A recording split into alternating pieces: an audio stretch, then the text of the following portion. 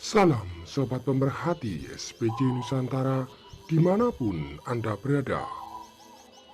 Salam Agung Sejahtera, Rahayu Ugi Pangestu. Assalamualaikum warahmatullahi wabarakatuh.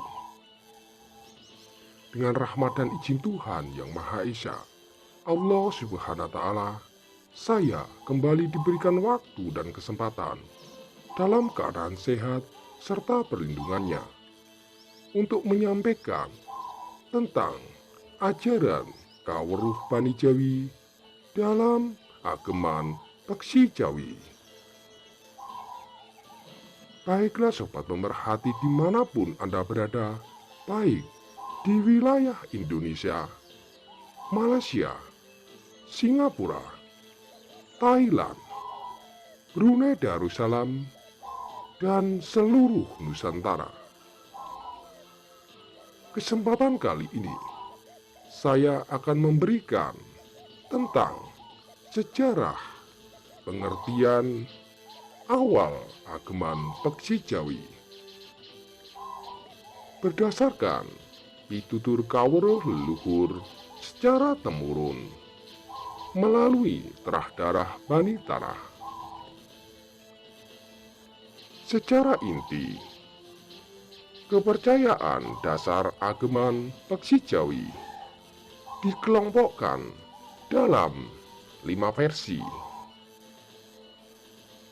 Sebut versi pertama, yaitu versi Ageman Peksi Jawi. Yang kedua, sebut versi Majapahit Singosari. Yang ketiga, sebut versi Majapahit Belambangan. Yang keempat, sebut versi Mataraman Majapahit. Dan yang kelima adalah versi Mataram Baru. Saya akan menjabarkan kelima versi ini secara inti. Versi Ageman Peksi Jawi yang pertama, yaitu melambangkan ajaran kawruh tentang simbol restu dan kanugrahan, kepercayaan, penghormatan kepada roh-roh leluhur atau disebut hyang oleh masyarakat Jawa. Dikenal secara umum penghormatan kepada para Sanghyang Bathara, yaitu leluhur Nusantara. Ajaran ini pada intinya berisi tentang petunjuk hakikat kehidupan semua makhluk dan alam semesta raya. Yang kedua, dalam versi Majapahit Singosari. Versi kepercayaan ini adalah adanya simbol perlambang yang mengutamakan kelompok atau marga kesatriaan. Karena di masa ini, strata lebih diutamakan kepada kesatriaan. Sebagai wujud ageman berbudi pekerti yang luhur, yaitu adanya kepercayaan setia kepada titah raja pada waktu itu. Selanjutnya yang ketiga adalah versi Majapahit Belambangan. Versi Majapahit Belambangan lebih mengutamakan tentang simbol kelompok atau marga, strata, tingkatan, kaum golongan, atau kasta, atau derajat umat manusia. Dalam versi ini, lebih mengutamakan tentang pesan-pesan nilai, di mana seorang kesatria dapat menentukan arah baik atau buruk. Maka kepercayaan ini lebih memberikan gambaran ada perkutut atau peksi Jawi yang bersifat khusus pemilih atau bersifat umum. Kita lanjutkan dalam versi Mataraman, atau lebih tepatnya versi Mataraman Majapahit. Dalam versi Mataraman lebih mengutamakan simbol perlambang anggungan perkutut lokal. Versi ini lebih menitikkan tentang kepercayaan kepada leluhur bersifat budaya, yaitu penghormatan kepada nilai-nilai budaya leluhur sebelumnya. Untuk kita ingat agar budaya tersebut tetap langgeng, budaya tersebut tetap ada dalam hati nurani kita. Maka dalam versi Mataraman banyak menentukan nilai segi suara atau anggungan perkutut Jawa. Dalam versi ini ada sebagian menuturkan tentang kawruh ajaran disebut katuranggan, yaitu kelompok kecil simbol perlambang perkutut Jawa sebagai kepercayaan pendamping atau pasangan pusaka.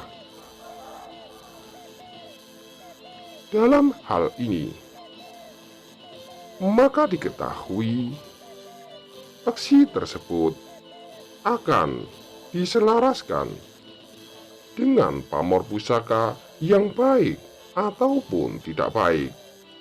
Dan secara umum dianggap ada kepercayaan tentang mitos perkutut yang baik dipelihara atau perkutut yang tidak baik dipelihara.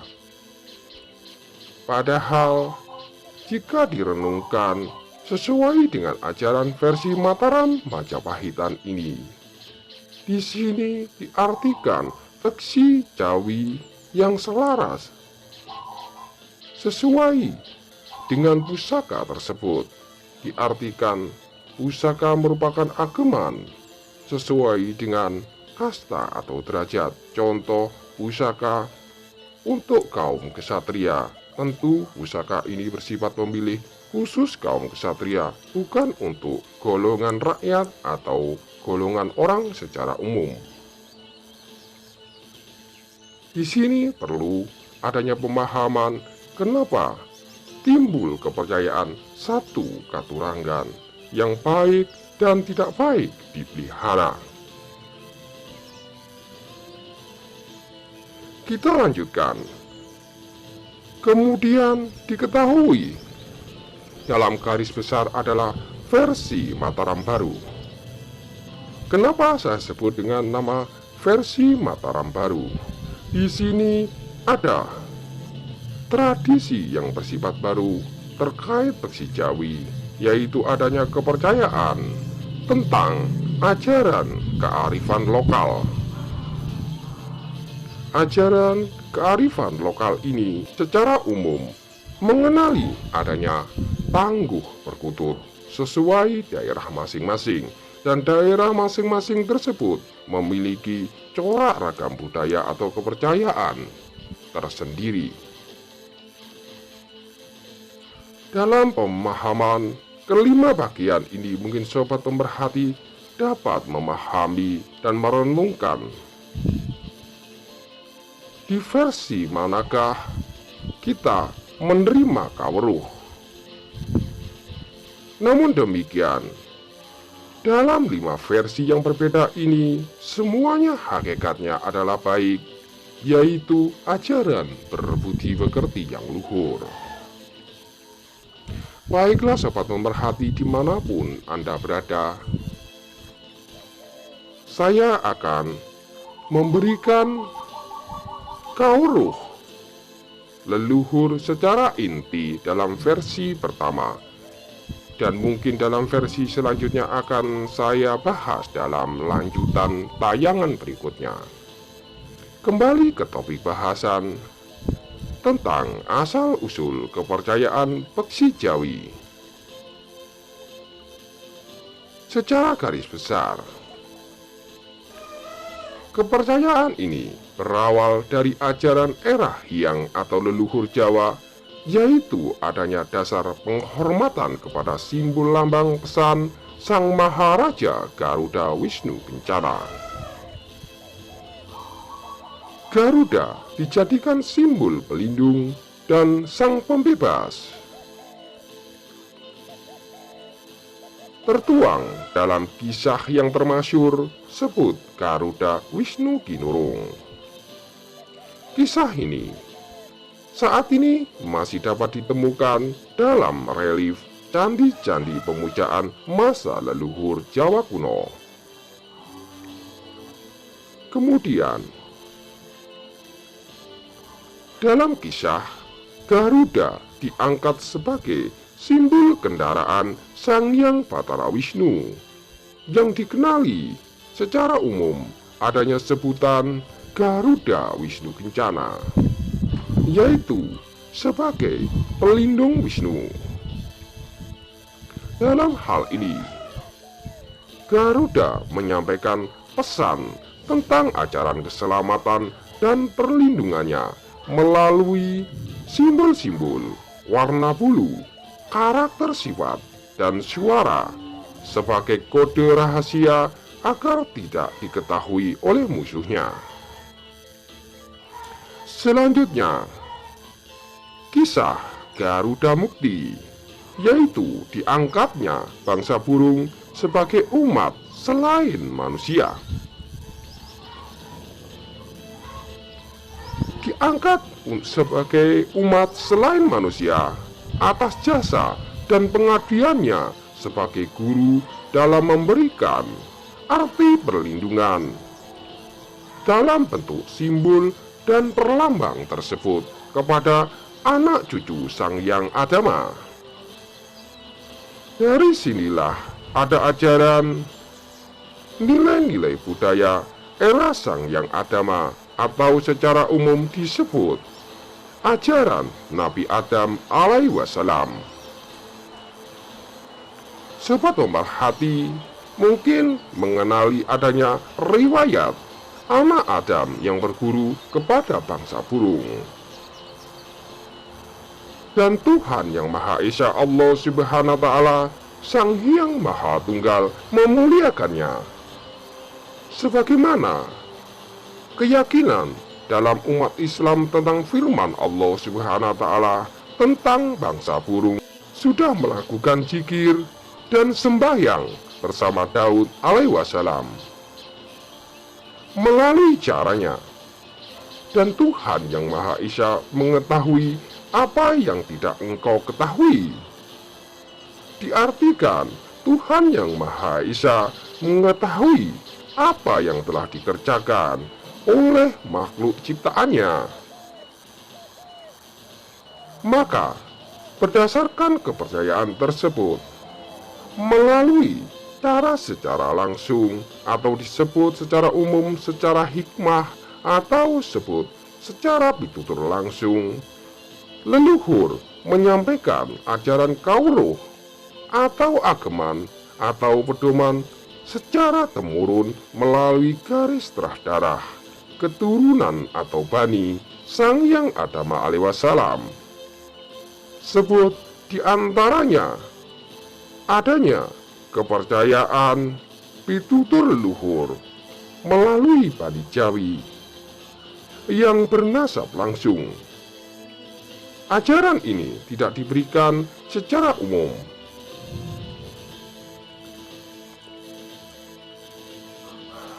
Kita lanjutkan.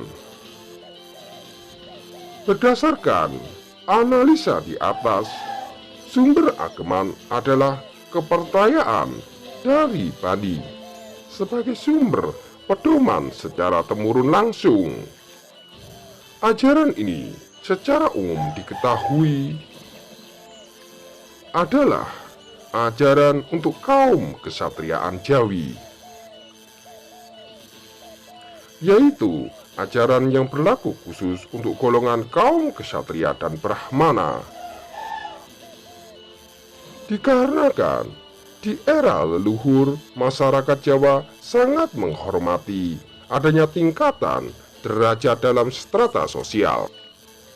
Ajaran ini kemudian di masa selanjutnya berkembang melalui sistem tata pemerintahan kerajaan, dijadikan sebagai ajaran secara khusus. Kemudian, ajaran ini secara umum berkembang menjadi kepercayaan melalui adanya seni dan budaya.